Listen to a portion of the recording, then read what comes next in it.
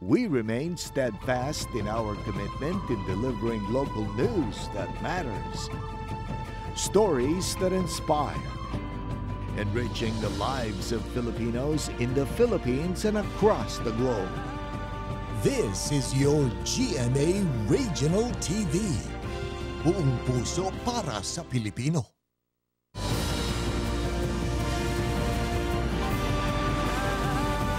Ito ang GMA Regional TV, One Mindanao.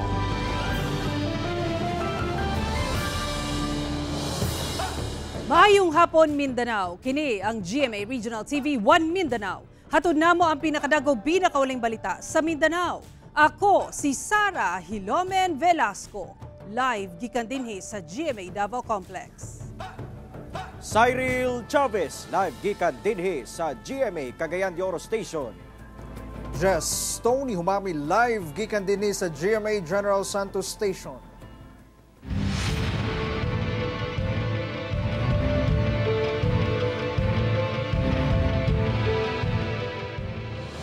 Ginagsa sa mga buot mo kandidato ug ilang supporters ang unang adlaw sa filing sa Certificate of Candidacy alang sa Barangay ug SK Elections 2023 sa nagkariang COMELEC offices sa Mindanao. Ani ang report ni Argil Relator. Wala pa man nag-abdi ang COMELEC office sa Davao City. Midagsa na ang mga buot mudagan sa barangay ug sangguniang kabataan elections karong Oktubre 30. Kini ato sa unang adlaw sa filing of Certificate of Candidacy. Gani nag-request na ang COMELEC ug dugang security force gikan sa PNP tungod sa kadaghan sa buot mo file og COC. Is it because 28 karon kay 8 or holiday or first day or gamay lang gyud ang panahon for the filing? Oo, 6 days lang talaga until Saturday lang siya. Samtang buot ni Congressman Paulo Duterte nga makabalhin sa mas dakong lugar ang buhatan sa COMELEC, diyang namatikdan ang kahuot sa lugar ato sa filing of COC. Mo to nagstorya mi ni kuan taga COMELEC officer nga pangitanong pagi kay na daw sila yuta dito sa may UP 1 hectare. So ana ko nga storyahon natin DPWH kay basig pwede na to mapabudgetan this year or next year. Dagsasab sa COMELEC Cagayan de Oro City ang mga aspirants sa barangay ug SK elections aron mag-file sa ilang COC. Dili umubos sa 200 aspirants ang sayo sa buntag pa lang miabot na sa buhatan. Gawas sa mga kandidato, anaasab ang ilang supporters sa palibot. Mahimang sab sa COMELEC ngadto sa mga mag-file sa ilang COC nga siguraduhong kompleto ang ilang mga dalang requisitos aron dili malangan. Muna na manis na nato. Although mo intil og pila ka minutos kay ato pa mang klaro gyud no kung butante bagid na siya diha nga aspirant kay kun dili di man naton adawaton. Dibuan ka aspiring candidates gikan sa 98 ka mga barangay sa Zamboanga City ang midagsa sa unang adlaw sa filing of COC nga gipahigayon sa usa ka mall sa syudad. Gibana-bana ang moabot sa kapin 3,000 ang mag-file og COC nga mulungtad hangtod sa September 2 Sabado. Matod sa COMELEC 9, bisan dagsa ang mga nag-file og COC na himong hapsay ug malinawon gumikan sab sa tabang sa PNP. Nagpahimangno sab ang COMELEC 9 sa mga naka-file na sa ilang COC nga sundon gayud ang mga balaod kalabot sa campaigning aron dili ma-disqualify. For those who were able to file their COC today, the rules on campaigning is already applicable to them. Meaning to say, they are now considered as candidate. So kung may mga tarpaulin ka, tanggalin mo na yan kahit happy fiesta, happy wedding, happy anniversary, etc. Those are considered campaign materials. Nag-inspeksyon na sab ang buhatan sa mga tunghaan nga mamahimong venue sa eleksyon. Midagsa sab ang mga aspirant ug supporters ato sa unang adlaw sa filing of COC sa COMELEC General Santos City. Okay naman yung takbo ng ating filing of COC. Medyo may konting kabagalan lang because syempre kailangan pa yan siyang i-encode tapos may photo capturing pa. As to the screening, receiving, and then the signing of the log sheets, okay naman. Samtang gilusad na sa General Santos City Police Office ang ilang synchronized checkpoint operations adlong Domingo. Una magsugod ang election period ug gun ban adlong Lunes. Kini aron mas mahugdan ang seguridad karong nagkaduol ang eleksyon. Hinuon wala matud pa gikonsiderang election hotspot sa 26 ka mga barangay sa Jansan. History dito sa Jansan wala namang mga election related incidents. But still, we're not lowering our guards to preserve and maintain the peace and order. Bisan giulan, minagsa gihapon ang mga buot mo kandidato sa barangay ug SK elections sa Comelec, Pagadian City sa unang adlaw sa pag-file og COC. Gani pipila kanila, kadlawon pa nagsugod og linya. Hinoon nahimong hapsay ang aktibidad. Sa Kidapawan City, dunay gihimong schedule ang Comelec Kidapawan aron dili magdasok ang mga mag-file og COC. Matag adlaw hangtod sa September 2, tag 8 ka barangay ang ilang i-accommodate. Bisan dunay mga kandidato sa SK nga naglibog sa parte sa COC kung asa ibutang nila kung kinsa ang posibleng substitute. Nahimong hapsay ang unang adlaw sa filing of COC sa maong syudad. Kauban si Melchor Awing sa kamera. Ako si Orgil Relator para sa One Mindanao. Gihinumdum sa mga LGU sa managlahing lugar sa Mindanao ang natampo sa mga bayani sa nasod atol sa pagsaulog sa National Heroes Day. Ano ang report ni Kent Abrigana? Gipangunahan ni Davao City Mayor Baste Duterte ang paghalad og wreath sa Unknown Soldiers Monument sa Osmeña Park sa Davao City. Agig pagsaulog sa National Heroes Day. Gitambungan sab kini sa kapulisan ug kasundaluhan. Sumala pa, dili lang mga bayani ang ginahinumdum atol sa National Heroes Day. Apan lakip na sab ang mga modern day hero. But today is not just to honor those who sacrificed their lives for our freedom. This day celebrates all past and present heroes of the Philippines. Kaya kung kayo ay mabuting ehemplo sa inyong mga nasasakupan sa loob ng inyong opisina, maging sa loob ng inyong tahanan, paaralan, simbahan o kahit saang organisasyon, kayo ay matatawag na tunay na bayani at kinararangal namin kayong lahat. Apa nasayod pa ba kaha ang atong mga kapuso kung kinsa ang atong mga bayani? Sir, pila ba ka national heroes ang imuhang name? Duara siguro si Rizal, Bonifacio, Lapu-Lapu. Hinabi ko memory, sir.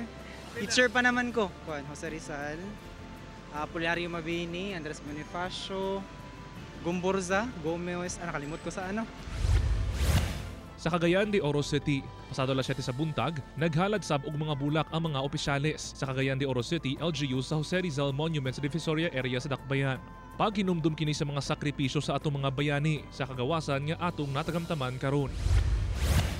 Nagpahigayon og flag raising ug paghalad og bulak sa monument ni Dr. Jose Rizal Isip Commemorative Program atol sa National Heroes Day nga gipahigayon sa Rizal Park at ubangan sa Zamboanga City Hall. Gitambungan kini sa mga lokal nga opisyal, mga personay sa Veterans Federation of the Philippines, lakip kapulisan ug kasundaluhan ug ni Senator Francis Tolentino. Atol sa aktibidad, gipasidungan sab sa lokal nga kagamhanan ang mga modern day hero. National Heroes Day is not only about remembering those who came before us. It is also about acknowledging the modern day heroes, the doctors, the nurses, being on the front line of healthcare, the teachers who nurture the minds of our youth, the dedicated public servants, the brave soldiers, and other uniformed men in the security sector. It was once said, hard times don't create heroes. It's during hard times when the hero within us is revealed. We Filipinos, and I have a prepared speech, should forever be proud, for our nation was born from the blood of heroes. In Zamboanga City, prominent names such as Vicente Alvarez, Dr. Jose Maria Torres will forever be remembered.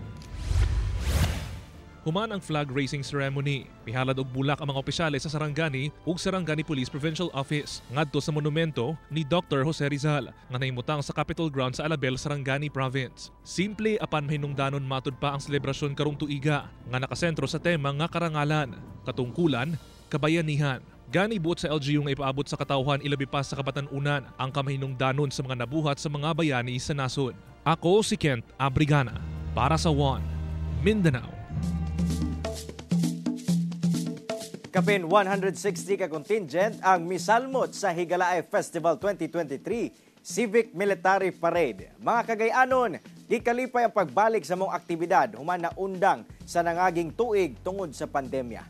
Ang detalye sa report ni James Pauloya. Sa iyo pa lang sa buntag, napuno na sa mga kagayanon ang dalang Apolinario Vélez Street sa Cagayan de Oro City.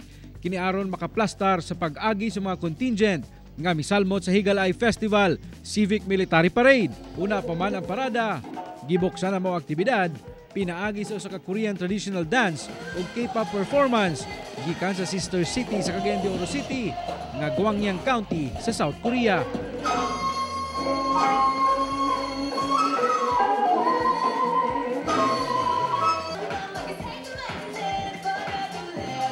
Sa pagsugod sa parada, dili matago sa mga Cagayanon ang ilang excitement tungod pipila sab kakatuigan nga nahulong ang maong aktibidad tungod sa pandemya. 3 years nga wala tayo mga parid-parid, karon pa gyud dayon nga grabe gyud kakabibo. Napulo sab ka mga floats ang nag-indigay ato sa maong parada kung asa ilang gipakita ang kasaysayan sa Cagayan de Oro City. Present sab sa maong parada si Cagayan de Oro City Mayor Rolando Uy, City Vice Mayor Jocelyn Rodriguez o ang mga konsehal sa 20th City Council. Lakip ang baguhay lang nga nakoronahan nga Miss Cagayan de Oro City nga si Vince Tormis. Mas nagmabulukon pa ang Higalay Festival Civic and Military Parade. Human ginigisalmutan sa kapin 160 ka mga contingents. Sumala sa Cagayan de Oro City LGU nga kinina ang pinakadaghang contingents nga misalmot sa Higalay Parade. Ikalipay sab nila ang partisipasyon sa mga Cagayanon nga maoy tiunay nga pasabot sa Higalay. Dugang pa ni Acting City Tourism Officer Rico Libre nga ilang gipangandaman ang Higalay Festival 2023 isip pagpamawi sa mga katuigan nga wala kini na selebrar. Ang ato ang activities karon gikan sa core events hantod sa parallel events 68 pud kabuk. Makita man gyud nato ang kabibo kung naay suporta sa mga tao. Pagkahapon gipahigayon sab ang Higalay Street Dancing Competition. Bisan pa man og mibundak ang ulan, wala kini makapugong sa mga partisipante nga mag-perform sa ilang contest piece. Sa ulahi, gineklarang festival champion ang Barangay Gusa, kinsa nakadawat og premyong 300,000 pesos. Kauban si Jaybert Pairat sa kamera. Ako si James Pauliap para sa One Mindanao.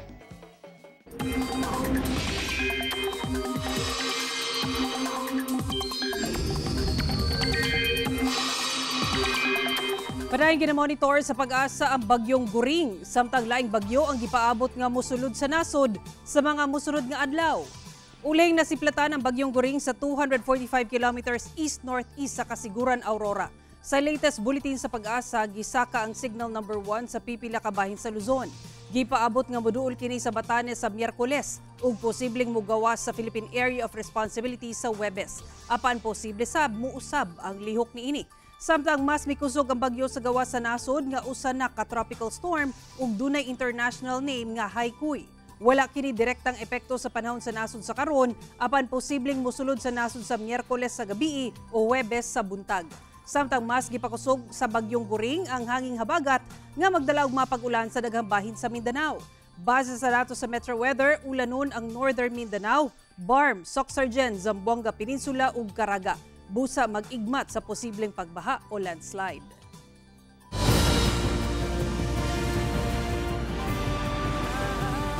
Ito ang GMA Regional TV, One Mindanao.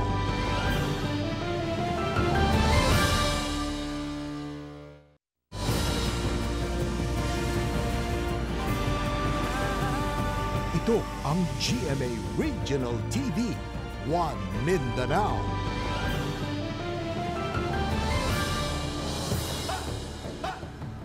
Usa ka school principal ang gitigba samtang nagpahigayon kini og brigada eskwela sa Ipil Zamboanga, Sibugay. Suspect arestado.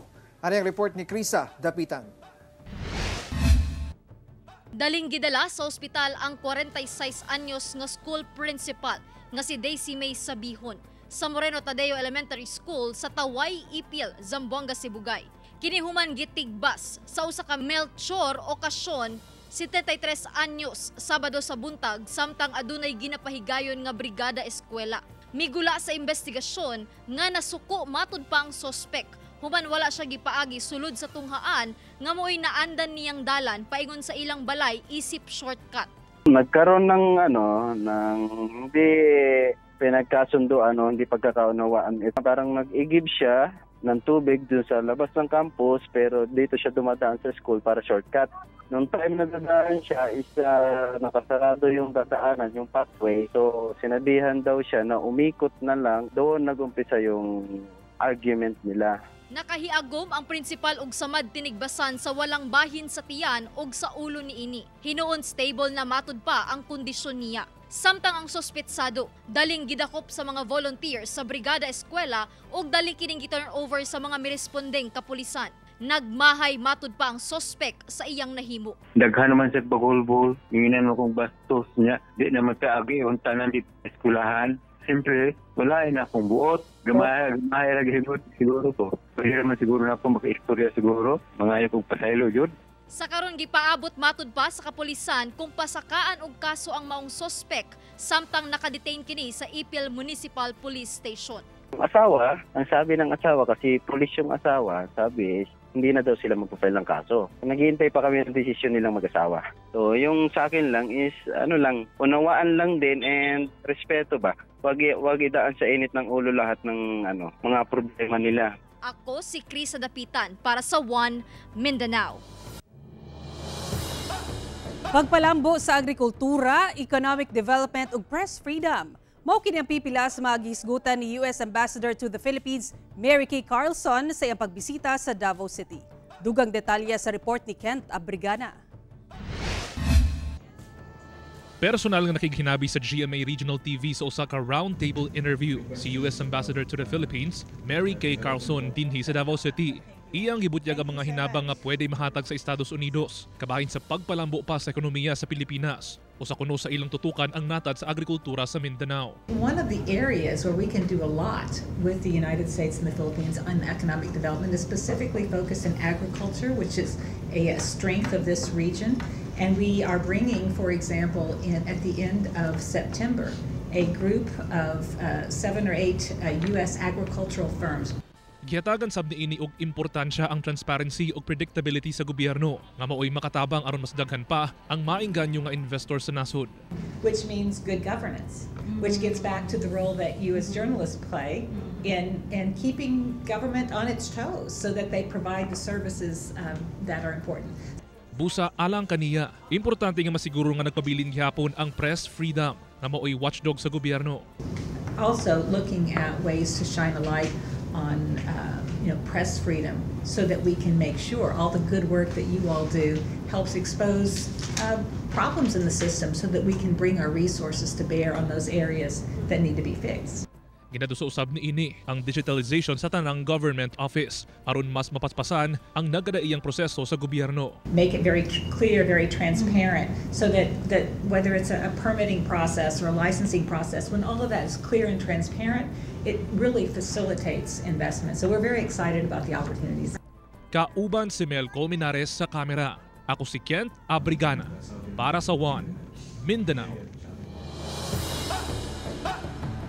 Kapinsay 60 ka inmate sa Zamboanga City Jail, malampusong may graduate, pinagi sa Alternative Learning System. Ano yung report? Tulo ka tuig na sulod sa Zamboanga City Jail ang kinamanghurang anak ni Juanita Daclao tungod sa pagkalamligit sa ilegal nga droga. Nabala ka siya nga dili na makaeskwela ang anak. Apan pinaagi sa Alternative Learning System, nakapadayon kini sa pag-eskwela ug ning bag-ulang malampuson kining migraduar. Pasalamat na po sa Panginoon. Anak ko na-graduate siya. Nadalalan sa Martada. Mapasalamaton sab ang usa ka inmate nga nakahuman sa senior high school bisan anaa sa sulod sa pasilidad. Sobrang saya sir kasi hindi ko in-expect na makapagtapos ako dito. Yung walang hindi hadlang yung mga pagsubok sa buhay. Masaya ako sir sa nangyari. Nandito, nakagraduate ako ngayon. At paglabas ko, makapagtapos ako ulit, makapag-aral ako. Pagpatuloy ko yung pag-aaral ko.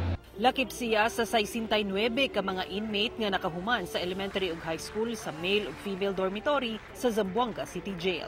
Totoo ang pagbabago dito sa Zamboanga City Jail.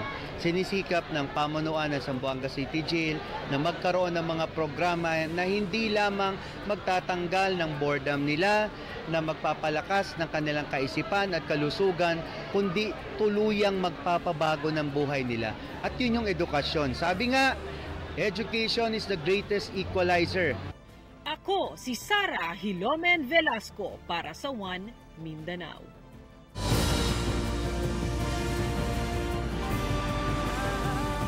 Ito ang GMA Regional TV, One Mindanao.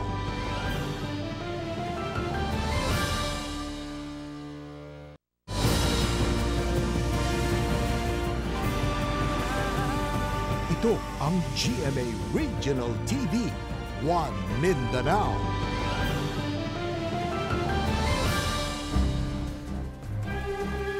Usa ka balay ang nadatugan og kahoy samtang usa ka tulay ang nahugmak sa Tibuli South, Cotabato. Human mitay og ang magnitude 5 nga linog nga natala sa Surala, South Cotabato adlong Sabado.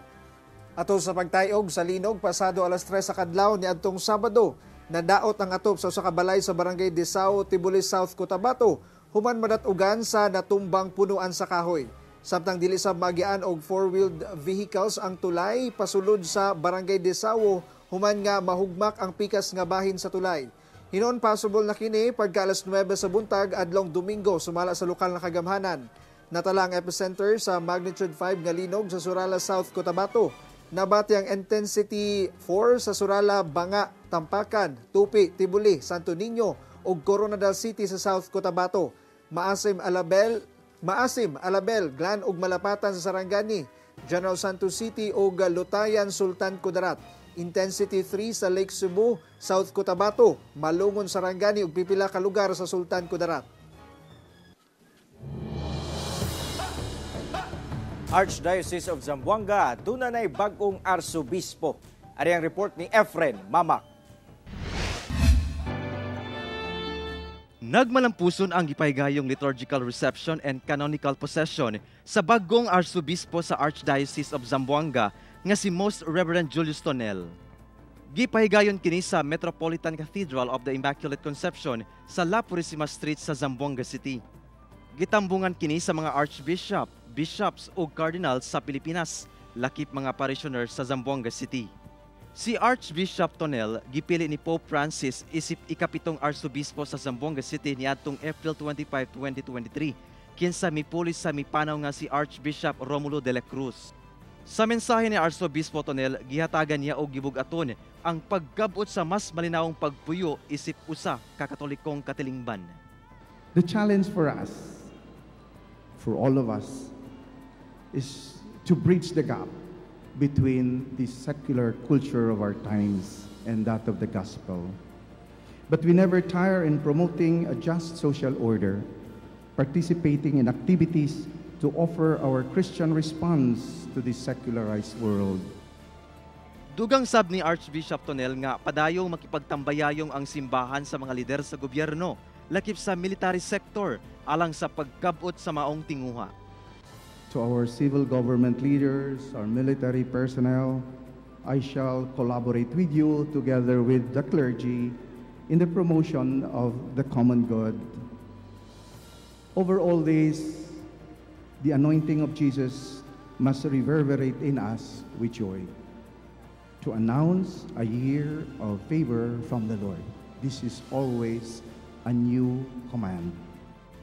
Kauban si Sim Romero sa kamera, ako si Efren Mamak para sa One Mindanao. Gitunol na sa provincial government sa Zamboanga del Sur ang 8 ka rescue vehicles ngadto sa Provincial Disaster Risk Reduction and Management Office isip pagpangandam sa mga kalamidad doon sa mga matang sa emerhensiya. Gi-turn over na sa provincial government sa Zamboanga del Sur ang 8 ka mga truck nga mga rescue vehicle ngadto sa PDRRMO atol sa gipahigayong seremonya sa Provincial Capitol Grounds sa Pagadian City. Sumala sa LGU kinialang sa mas paspas nga pagresponde panahon sa kalamidad o emerhensiya ug lakip sab sa pagpakusog sa disaster preparedness. Nagkantidad mo mga rescue vehicle ug kinatibok ang 14 million pesos. Malaumo ng LGU nga dakong tabang ang mga sakyanan alang sa PDRRMO, ilabi na sa katawhan sa Zamboanga del Sur.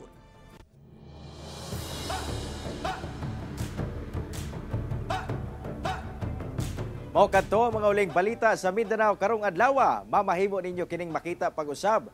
Pinaagi sa pagbisita sa official website sa GMA Regional TV o bisita ang among official YouTube channel o i-click ang subscribe button para sa pinakaulahing balita. Daghang salamat sa itong mga kapuso sa Mindanao nga nagalantaw kanamo og sa itong mga kapuso abroad. Padayon lang sa pagtutok sa mga lokal nga balita matag adlaw tungod sa GMA Regional TV. Local News Matters. Kami ang GMA Regional TV 1 Mindanao. Tibok pwersa para sa mas dakong misyon ug mas halapad nga pagserbisyo sa nasod.